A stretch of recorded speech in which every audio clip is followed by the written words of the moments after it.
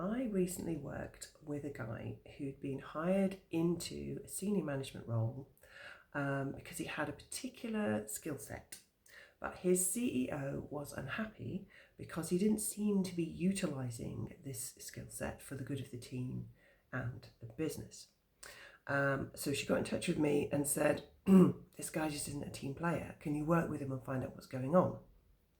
So got together with this director, and he said that he liked working at the company and was happy to use his skills to help the company grow. But then he said, but my time is precious.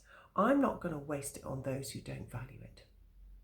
So we explored this a bit, and he described how there'd been a time, well, multiple times, when someone had asked him for help and he'd gone all out and put a lot of time and effort into helping them out. And the outcome hadn't been right. So I said, well, what do you mean about the outcome not being right? And he said, well, I put all that work in and I didn't get any good feedback or validation, sometimes not even a thank you. So I commented that, some people are just rude and you have to work with all sorts of people in business. You don't always get to choose who you work with. But I could see that he was becoming frustrated at me saying this, or something else behind it. So he was taking, this validation, lack of validation, so personally. There had to be something deeper. So it turned out, when we looked at it, that his parents had never given him praise as a child,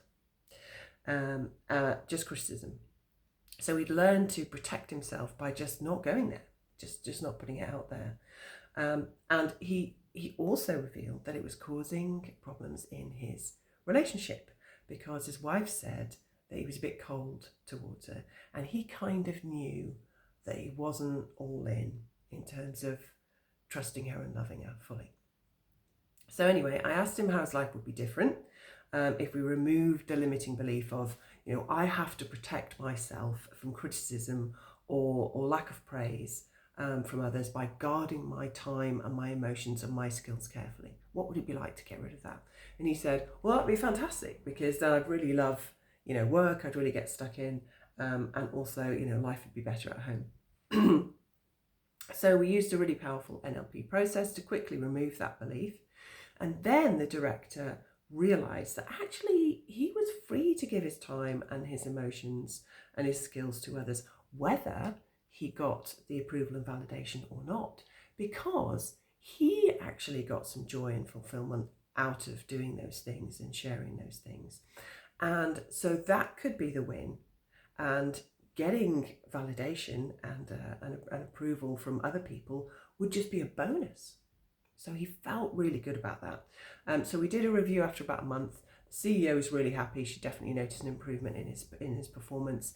The director himself was really enjoying himself, getting stuck in on all sorts of projects and feeling very enthusiastic. And also he was quite keen to get home at night to work a bit more on his project, to learn how to love his wife fully after many years. So that was this week's story. So if you feel that you're giving it all you've got, but you're just not really seeing the results you want, maybe there's something blocking your way that you're not aware of. Yeah. Or maybe one of your team is like this. You can see how much potential they've got, and you can see they're trying really hard, but somehow they're just not getting there. So come and have a free consultation with me, and let's see how we might remove those blocks for good, so you can achieve excellence and fulfillment without it costing you in burnout, because you deserve to enjoy your work. So invest in the best and get moving forward.